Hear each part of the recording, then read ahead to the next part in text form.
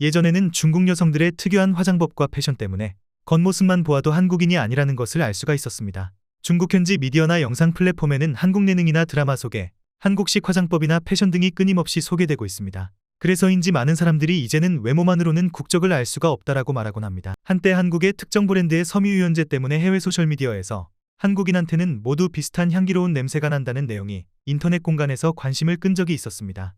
그런데 중국에서 한국인은 냄새에 민감한 것 같고 또한 좋은 냄새가 나는데 단순히 섬유유연제 냄새 때문은 아니라는 영상이나 글들이 자주 올라오고 그 향기의 정체가 무엇인지 고분분투하여 알아냈다는 네티즌 경험담들이 많아서 소개해 보려고 합니다. 한국에서 유학하던 날 처음 기숙사에 들어간 순간 따뜻하고 편안한 분위기가 기억이 생생합니다. 어느 날 지하철에서 굉장히 편안하고 그윽한 향기가 순간적으로 느껴졌습니다. 그 이후에도 버스에서도 쇼핑할 때도 한국인한테서 이 향기가 나는 경우가 많았습니다. 그런데 도대체 무슨 향기인지 몰라서 한국인 친구에게 물어보니 섬유향수 종류일 것이라고 말하는 친구도 있었고 어떤 친구는 한국인이 많이 사용하는 섬유유연제 냄새일 것이라고 말하기도 합니다. 하지만 제가 지하철에서 경험했던 향기는 섬유유연제 냄새는 아니었습니다. 그 편안한 느낌의 냄새를 찾아내기 위해 다양한 스프레이와 세제를 샀는데 모두 그 향기가 아니었습니다. 기회가 있을 때마다 기숙사 세탁실에 가서 한국인이 어떤 유연제를 쓰는지 슬쩍 보기도 했고 향수를 좋아하는 친구에게 물어보니 아마도 향수 아니면 바디미스트일 것이라고 말했습니다. 결국 알아낸 것이 특정 브랜드의 바디미스트 향이었습니다. 향수하고 다른 건가라는 생각이 들었지만 종류가 많아서 지하철에서 경험했던 그 향기를 찾기 위해서 화장품 가게에서 샘플로 확인하고 구매를 하였습니다. 귀국 후에도 섬유유연제도 미스트도 없어서는 안 돼 생활의 소중한 필수품이 되었습니다. 한국에서 아르바이트를 할 때가 생각나네요. 일주일에 한두 번 정도 방문하는 남자 손님이 있었는데 키는 180 정도에 깔끔하게 손질된 양복, 가끔 캐주얼한 바바리 코트, 유일하게 변함없는 것은 기분 좋은 그만의 향수 냄새, 예의 바른 태도, 아직도 그 향기는 기억에서 사라지지 않았습니다.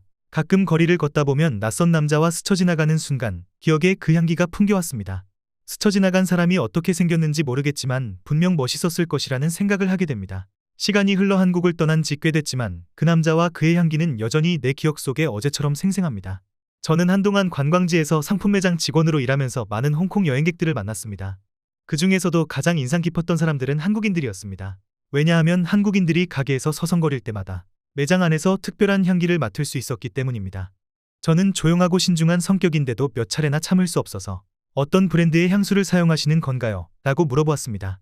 하지만 매번 한국인들은 묻는 말에 이해할 수 없다는 표정을 지었습니다.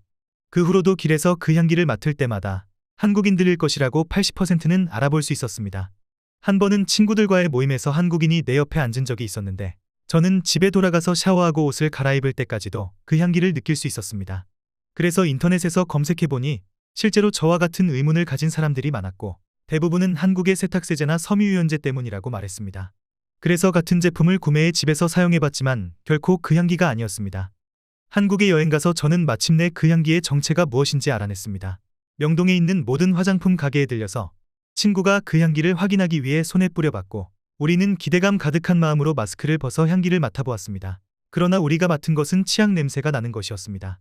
그래서 우리는 실망한 채로 가게를 나와서 다른 곳으로 가보려고 했습니다. 하지만 예상치 못한 일이 벌어졌습니다. 우리가 쇼핑을 하던 중에 매장을 나가려고 하는 한국인한테서 비슷한 향기를 희미하게 맡을 수 있었습니다. 저는 친구에게 바로 이 냄새가 맞는지 물어보았고 그녀도 향기를 느꼈는지 마지막으로 우리는 다시 마스크를 벗고 향기를 맡아보았는데 바로 우리가 원하던 향기였습니다. 우리는 그 한국인에게 사정을 말하고 그 제품을 알아낼 수가 있었습니다.